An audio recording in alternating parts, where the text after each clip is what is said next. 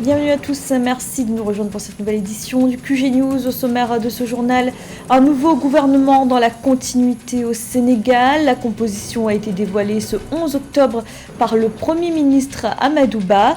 Des reconductions, des permutations et seulement 6 nouveaux entrants. L'appel à la levée du siège de Gaza, les ministres des Affaires étrangères de la Ligue arabe étaient réunis au Caire, en Égypte. Ils ont plaidé pour une cessation des hostilités entre Israéliens et Palestiniens, ainsi que pour une aide humanitaire immédiate. Et l'Algérie va se doter de nouveaux navires, un renforcement de la flotte maritime qui doit permettre de transporter 1,3 million de tonnes de marchandises. L'objectif affiché du gouvernement étant de soutenir ce secteur en pleine croissance.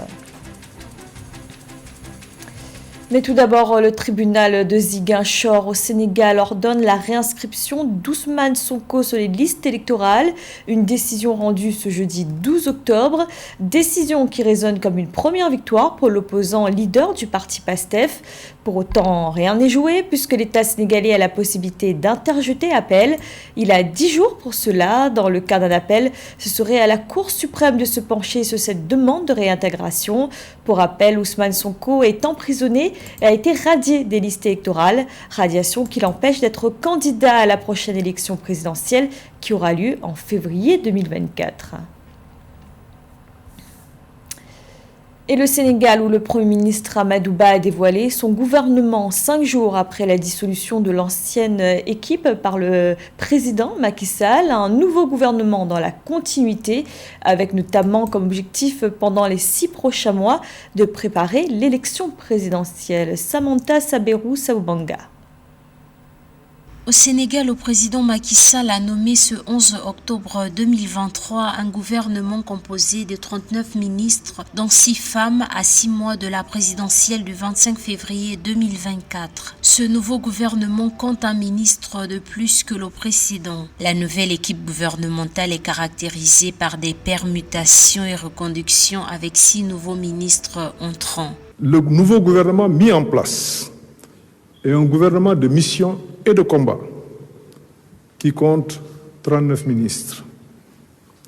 Ce gouvernement est chargé pour les 6 prochains mois de concentrer ses actions autour des 4 orientations majeures. Premièrement, répondre aux défis de la souveraineté et assurer une bonne organisation de l'élection présidentielle. Le nouveau gouvernement compte 6 arrivées et 4 départs, dont le plus marquant est celui de la ministre de l'économie, du plan et de la coopération, Oulimata Sarr, remplacée par Doudouka. Par ailleurs, le ministre de l'Intérieur, Antoine Félix Diome, hérite du portefeuille du pétrole et de l'énergie, tandis que Aïssata Tall Sall passe des affaires étrangères au ministère de la Justice. Sidiki Kaba des Forces armées au ministère de l'Intérieur et Ismaïla Madior Fall de la Justice aux Affaires étrangères. Veiller au fonctionnement adéquat des services publics et à la stabilité sociale de l'ensemble des secteurs de la vie de la nation. La santé, l'éducation, l'enseignement supérieur, les collectivités territoriales, etc. Quatrièmement, enfin, finaliser les projets prioritaires du chef de l'État et amorcer le déploiement à partir du dernier trimestre 2023 du plan d'action prioritaire PAP 3, du plan Sénégal émergent. Cette nouvelle composition fait suite à la dissolution vendredi 6 octobre du premier gouvernement dirigé par le Premier ministre Amadou Ba. Le candidat de la coalition au pouvoir Benno Bokk Yakaar, Amadou Ba, devra avec sa nouvelle équipe répondre aux défis socio-économiques et politiques et assurer une bonne organisation de l'élection présidentielle du 25 février 2024. Le président sortant Macky Sall ne sera pas candidat car ayant renoncé en juillet 2023 à un 3e mandat. Les ministres des Affaires étrangères de la Ligue arabe étaient réunis ce mercredi au Caire, en Égypte. Ils ont exigé la levée du siège de Gaza par les forces israéliennes et ont appelé les différentes parties au conflit à la retenue. Les États arabes se sont dit inquiets de l'escalade des violences et notamment des répercussions humanitaires. Catherine Gobet. Réunis au siège de la Ligue arabe au Caire en Égypte, les ministres des Affaires étrangères de l'organisation ont condamné le 11 octobre le siège imposé par Israël à Gaza, réclamant dans le même temps l'acheminement immédiat d'aide aux 2,3 millions de Palestiniens soumis à des raids aériens d'Israël en réponse à l'attaque lancée par le Hamas le 7 octobre. En effet, Israël a mené mercredi pour le 5e jour consécutif des raids aériens destructeurs dans la bande de Gaza et annoncé un gouvernement d'urgence pour la durée du conflit avec le Hamas palestinien qui a déjà fait des milliers de morts.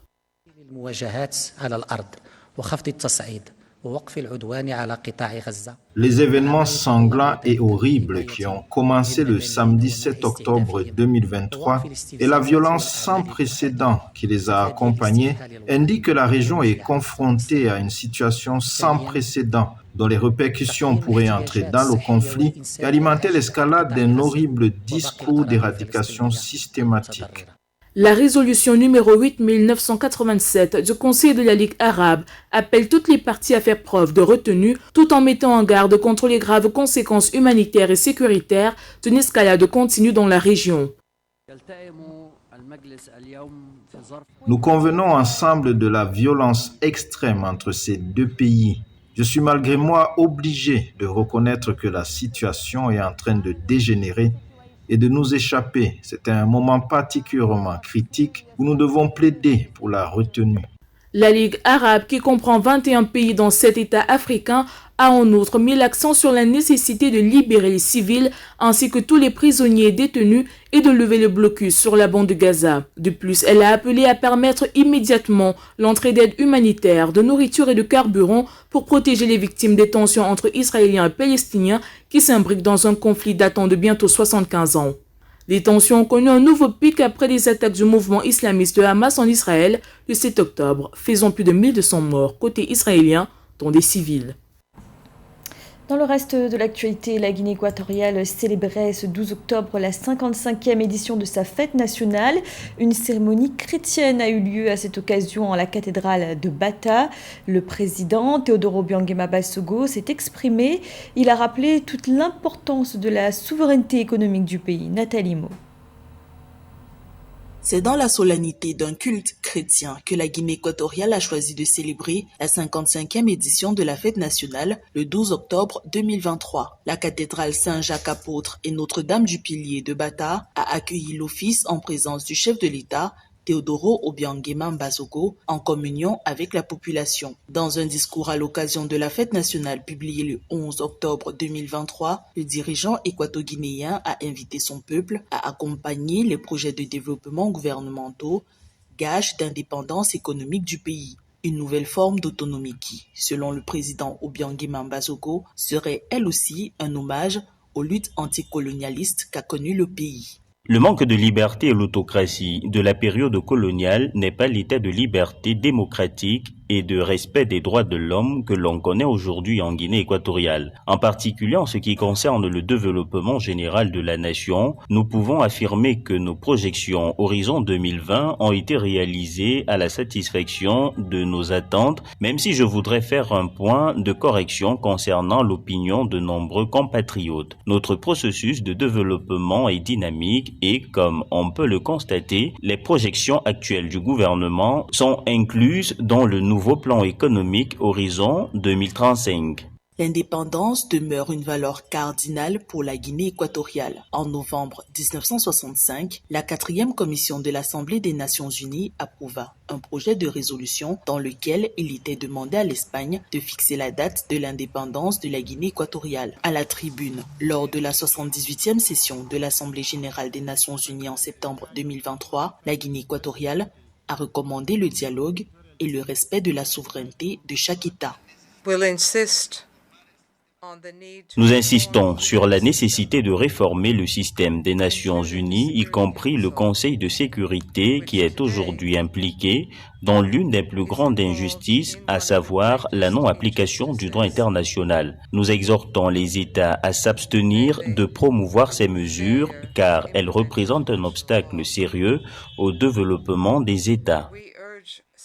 Le gouvernement a convoqué et autorisé un référendum sur l'indépendance en Guinée équatoriale le 11 août 1968. Le oui l'emporta par 64,32% de l'électorat, ouvrant ainsi la voie à l'adoption de la première constitution du pays. La Guinée équatoriale est, depuis lors, le seul État souverain d'Afrique qui parle espagnol.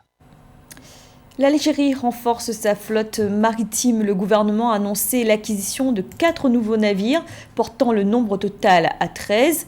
Les autorités entendent ainsi permettre le transport d'1,3 million de tonnes de marchandises par voie maritime. Le secteur du transport qui a connu depuis 2022 le lancement de plusieurs projets d'envergure. Marie-Raphaël Dolo.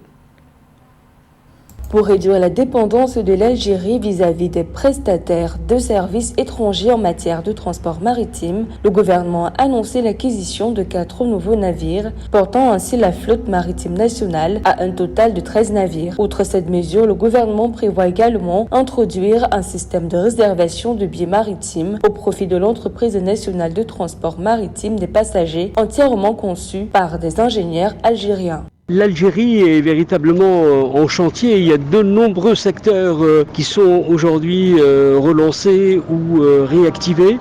Le président Tebboune semble vraiment occuper tout le spectre pour booster l'économie algérienne. Compenser aujourd'hui l'enjeu du transport maritime, mais surtout quand on regarde aussi les chiffres dans le monde, 95% des transports maritimes se fait par mer.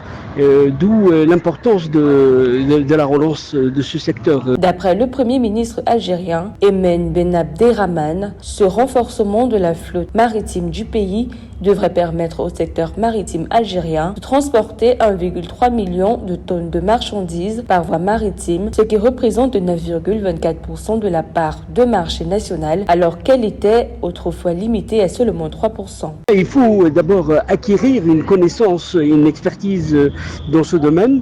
L'Algérie décide de se lancer là-dessus. Ça va prendre du temps et le rythme de croisière va petit à petit suivre. Notons que l'Algérie fait partie des rares pays d'Afrique disposant d'une flotte de navires dédiés au transport maritime. Cependant, les deux principales entités publiques, la Société de transport maritime et l'Entreprise nationale de transport maritime de voyageurs, qui assurent respectivement le transport de fret et de passagers, disposaient jusque-là d'une flotte limitée et en mauvais état, n'étant pas capables de couvrir convenablement les besoins existants. 62 millions, c'est le nombre de Sud-Africains d'après le dernier recensement officiel. Les résultats présentés le 10 octobre montrent ainsi une croissance de la population de 20% durant la dernière décennie. Une augmentation importante qui implique de fait de nombreux défis pour les pouvoirs publics. Joël Ballot. Entre 2011 et 2022, la population sud-africaine a connu un bond de 20%. Selon les chiffres présentés par l'Institut national de la statistique, Statistics South Africa, le 11 octobre, la population sud-africaine est passée de 51,7 millions à 62,027 millions d'habitants en 10 ans, soit une augmentation d'environ 10 millions de personnes. Selon le statisticien général Risenga Maluleke, ces données issues du recensement montrent que 3% de la population, soit plus de 2,4 millions de personnes, sont des migrants internationaux venant principalement de la région de la communauté de développement de l'Afrique australe, ce qui positionne l'Afrique du Sud en Afrique comme une terre d'accueil et un pôle d'attraction.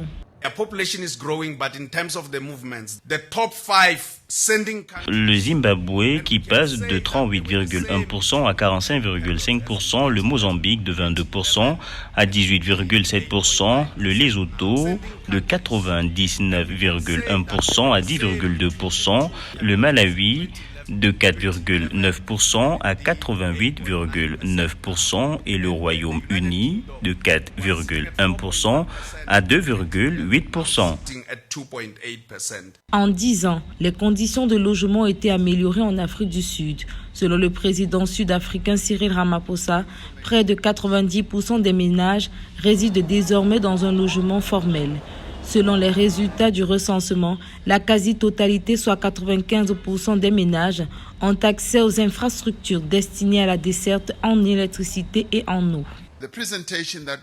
La présentation que nous avons vue montre que les conditions de logement des personnes se sont améliorées avec près de 90% des Sud-Africains résidant désormais dans un logement formel. De plus, malgré les défis actuels liés au délestage que nous essayons de résoudre de toute urgence, nous tendons à la couverture universelle en électricité. Selon le dernier recensement, l'accès à l'éducation reste une priorité pour le gouvernement sud-africain.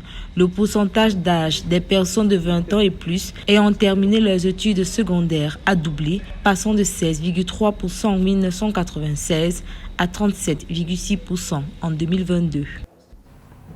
C'était le journal de la rédaction. Merci de l'avoir suivi. Retrouvez dans un instant une nouvelle édition de l'information.